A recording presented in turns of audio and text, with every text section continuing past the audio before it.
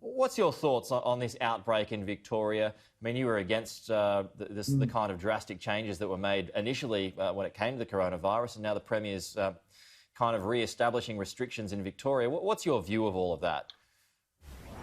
Yeah, look, good morning, Pete. Look, it's obviously concerning and worrying that there are outbreaks of new infections, but I don't think that we should be surprised.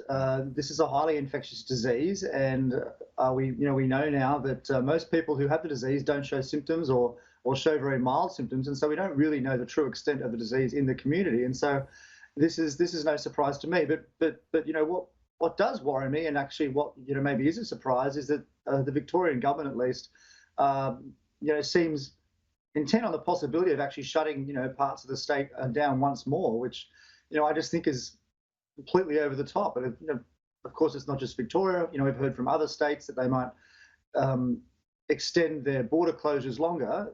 I think we have to learn to live with this disease. We can't just, shut the economy down every couple of months for, years on end. I mean, that just seems crazy. Isn't that what we went so hard recently, and the irony here is that Victoria went as hard as any other state when it comes to this, but wasn't the point of that to buy us some time to be able to figure out what to do in the event of outbreaks, emerging in the future?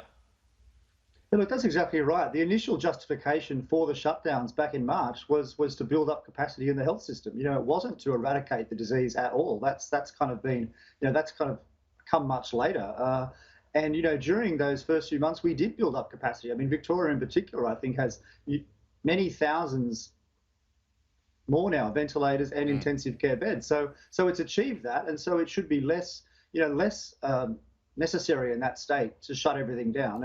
And I do note, though, in the state's defence, I think so far the local government area shutdowns are only recommendations. They're not actually mandatory. So that's kind of interesting. So do you kind of feel like panic is setting in again?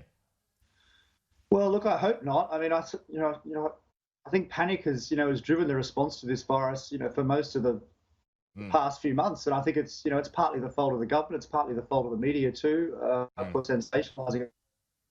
I think politicians had a role to kind of speak out against that sensationalism, if you like. I don't think they really have. Yeah, I mean, I think it was your article a couple of days ago, Adam, when you talked about those quite drastic figures that were, announced in the early days that 50,000, 100,000 people could die or could be infected, and that kind of spooked everyone.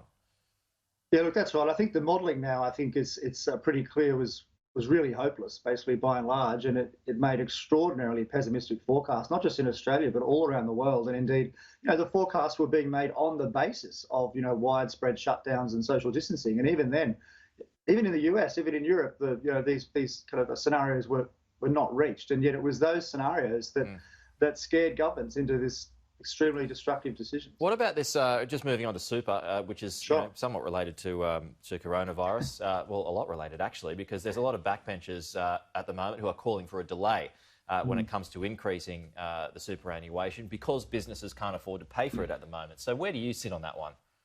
No, I think that's a very sensible thing. I mean, for years now, I think there's been a growing movement on the backbench, at least of government MPs anyway, who'd like to see the increase from 9.5 to 12 either delayed or stopped entirely. I mean, even in the best of times, I think it's a poor decision to increase it to 12% for a variety of reasons. I mean, the number one, I think, being that it doesn't save the government any money in the long run, superannuation. It costs a fortune, and it subsidises the financial services sector, and obviously, it takes away, workers' freedom to choose, whether they want to spend now or spend in the future. So I think it's always a sensible thing not to increase it, but I think it's particularly sensible now because we're going to have a huge employment problem in the next 12 months, and increasing the guarantee, especially for small and medium-sized businesses, will be an extra cost, and it will make them less likely to employ people.